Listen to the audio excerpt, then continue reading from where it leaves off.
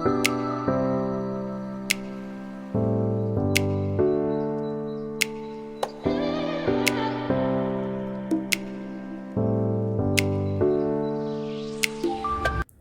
Friends, જય શ્રી કૃષ્ણ, રાધે રાધે. સ્વાગત છે તમારું મારા કિચનમાં. તો આજે હું તમારી સાથે શેર કરીશ ઢાબા કે પછી રેસ્ટોરન્ટને પણ ભૂલાવી દે તેવી મટર પનીરની સબ્જી. શિયાળામાં જ્યારે વટાણા ખૂબ જ પ્રમાણમાં મળતા હોય ત્યારે તેમાંથી શું બનાવવું એ વિચાર કરતા હોય તો આ સબ્જી તમારી માટે બેસ્ટ ઓપ્શન છે. ઘરના નાનાથી લઈ મોટા બધા જ આંગળા ચાટતા રહી જશે એટલી ટેસ્ટી આ સબ્જી બને છે. એકવાર બનાવ્યા પછી તમે વીકમાં એકવાર તો આ સબ્જી ચોક્કસથી બનાવશો. તો ચાલો બનાવીએ. તો સૌપ્રથમ મટર પનીરની સબ્જી બનાવવા માટે મેં આ 500 ગ્રામ વટાણાના દાણા નીકાળી લીધા છે. આ એક બાઉલ ટોટલ વટાણા છે. તેની સાથે 3 નંગ મોટી સાઇઝની ડુંગળી લીધી છે, 4 નંગ મોટી સાઇઝના ટામેટાં લીધા છે, 200 ગ્રામ પનીર લીધું છે અને 6 થી 7 કળી લસણ અને એક ટુકડો આદુનો લીધો છે. હવે સૌપ્રથમ આપણે પનીરને કટિંગ કરી લઈશું. આપણે મીડિયમ સાઇઝનું પનીરને કટિંગ કરવાનું છે, એકદમ નાની સાઇઝ પણ નથી કટિંગ કરવાની. આટલી સબ્જી આપણે 5 થી 6 વ્યક્તિ માટે ઇનફ થઈ જશે. તો આ પનીરના આપણે એક જ સરખા પીસ કરવાના છે.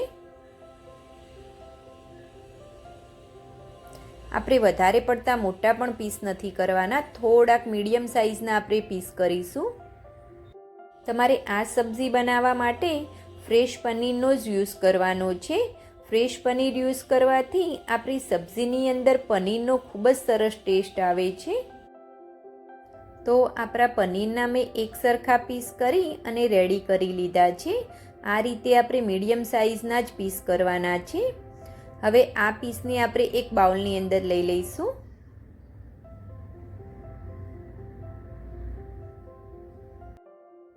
હવે આપણે જે ડુંગળી છોલીને લીધી છે તેને આ રીતે વચ્ચેથી કટ લગાવી દઈશું અને ઊભી ઊભી સ્લાઇસમાં આપણે પતલી પતલી કટિંગ કરી લેવાની છે.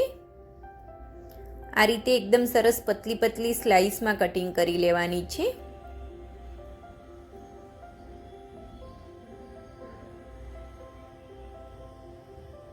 એ જ રીતે આપણે બધી જ ડુંગળીને પતલી પતલી સ્લાઇસમાં કટિંગ કરી લઈશું.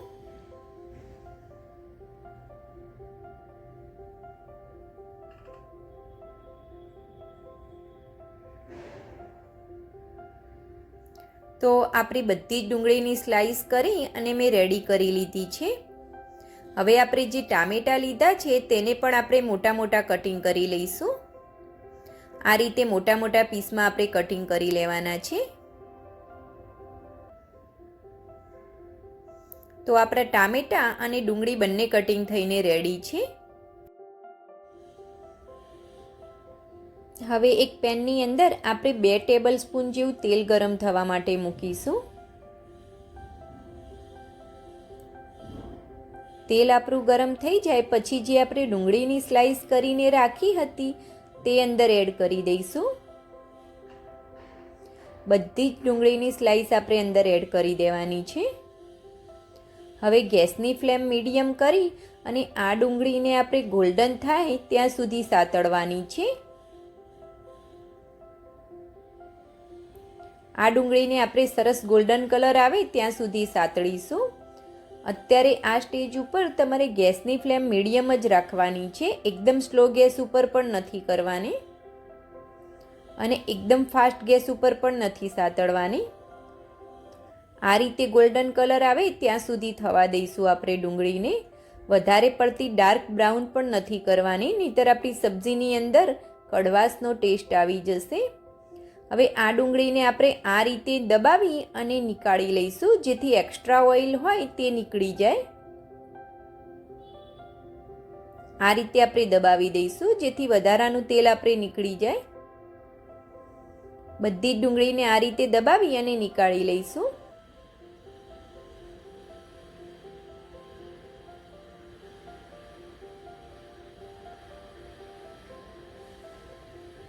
હવે તેની અંદર આપણે જે ટામેટાં કટિંગ કરીને રાખ્યા હતા તે અંદર એડ કરી દઈશું.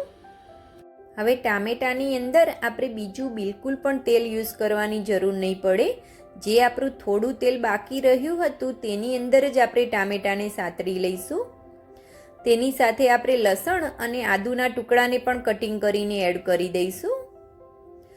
6 થી 7 આપણે કાજુ એડ કરી દઈશું, જેથી કાજુ પણ આપણા સોફ્ટ થઈ જાય ટામેટાની સાથે.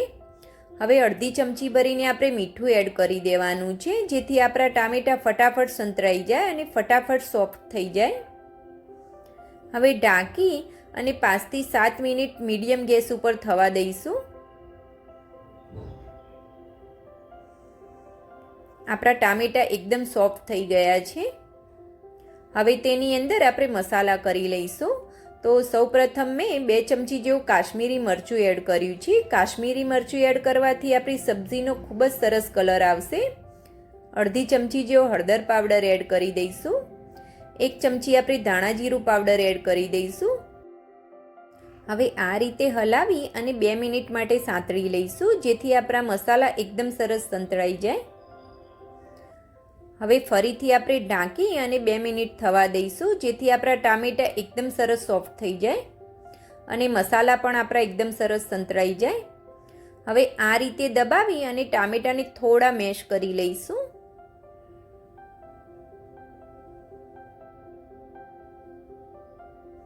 તો આપણા ટામેટાં સરસ સોફ્ટ થઈ ગયા છે. હવે ગેસ બંધ કરી અને તેને સાઈડમાં ઠંડુ થવા માટે મૂકી દઈશું. હવે એક બાઉલની અંદર આપણે પાણી ગરમ થવા માટે મૂકીશું. તેની અંદર આપણે 1 ચમચી ભરીને મીઠું એડ કરી દેવાનું છે. હવે તેની અંદર આપણે વટાણા પણ એડ કરી દઈશું. વટાણા આપણા બફાવા આવે ત્યારે તેની અંદર પનીર એડ કરી દેવાનું છે. પનીર આપણે ગરમ પાણીની અંદર એડ કરીશું તો આપણું પનીર એકદમ સરસ સોફ્ટ થઈ જશે. હવે ગેસ બંધ કરી દઈશું આપણે.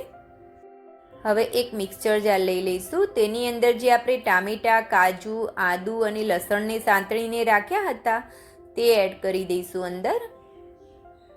બધું જ મિક્સચર આપણે અંદર જારની અંદર એડ કરી દેવાનું છે.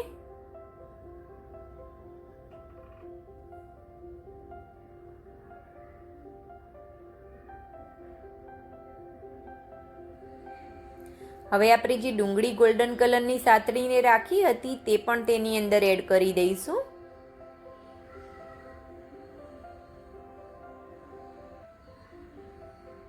હવે મિક્સચર જાર બંધ કરી એકદમ ફાઇન પેસ્ટ બનાવી લઈશું આપણે. તો આપણી એકદમ સરસ ફાઇન પેસ્ટ બનીને રેડી છે. હવે એક પેનની અંદર આપણે 2 ટેબલ સ્પૂન જેવું તેલ ગરમ થવા માટે મૂકીશું.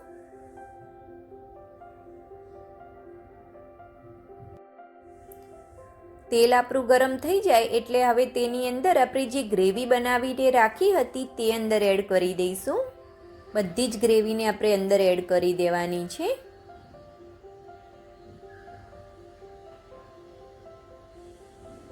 હવે આ ગ્રેવીને આપણે તેલની અંદર 5 મિનિટ સુધી સાતળી લઈશું. એકદમ સરસ સાતળી લેવાની છે.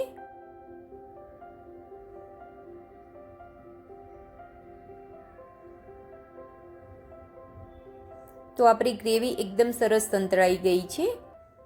હવે તેની અંદર આપણે અડધો ગ્લાસ જેટલું પાણી એડ કરી દઈશું. તમારે જે રીતની ગ્રેવી થીક કે પતલી જોઈતી હોય તે રીતે તમારે પાણી એડ કરવાનું છે. મેં અડધો ગ્લાસ જેવું પાણી એડ કર્યું છે.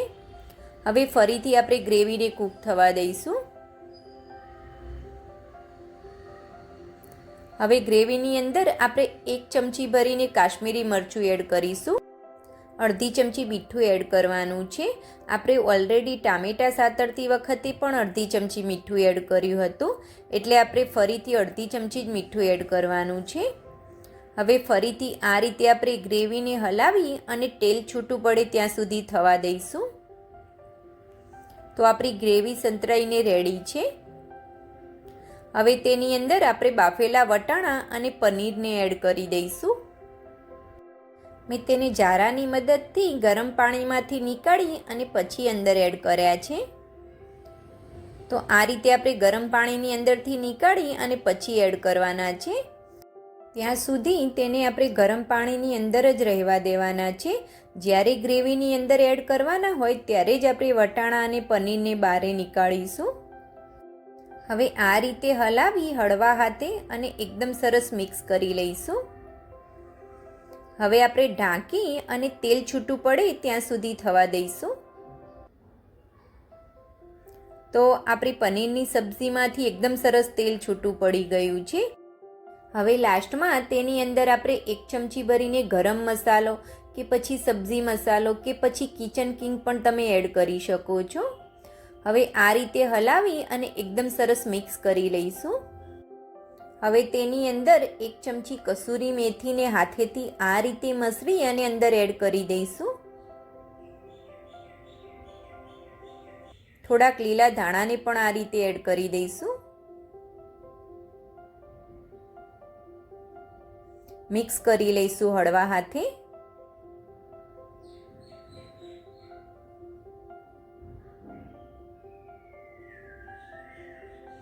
હવે ફરીથી આપણે સબ્જીને ઢાંકી અને તેલ છૂટું પડે ત્યાં સુધી થવા દઈશું. તો હવે આપણી સબ્જીમાંથી એકદમ સરસ તેલ છૂટું પડી ગયું છે અને આપણી ગરમા ગરમ મટર પનીરની સબ્જી બનીને રેડી છે ફ્રેન્ડ્સ. જો ફ્રેન્ડ્સ, આપણે જે રીતે હોટલ કે રેસ્ટોરન્ટમાં ખાઈએ છીએ તેવી જ આપણી સબ્જી બની છે. હવે ગરમા ગરમ સબ્જીને આપણે સર્વ કરી દઈશું. ફ્રેન્ડ્સ, જો તમને મારી રેસીપી ગમી હોય તો મારી વિડીયોને લાઈક કરજો અને હજુ સુધી મારી ચેનલને સબસ્ક્રાઈબ ના કરી હોય તો સબસ્ક્રાઈબ ચોક્કસથી કરી લેજો ફ્રેન્ડ્સ. સબસ્ક્રાઈબ કરવું બિલકુલ ફ્રી છે. Thanks for watching. જય શ્રી કૃષ્ણ.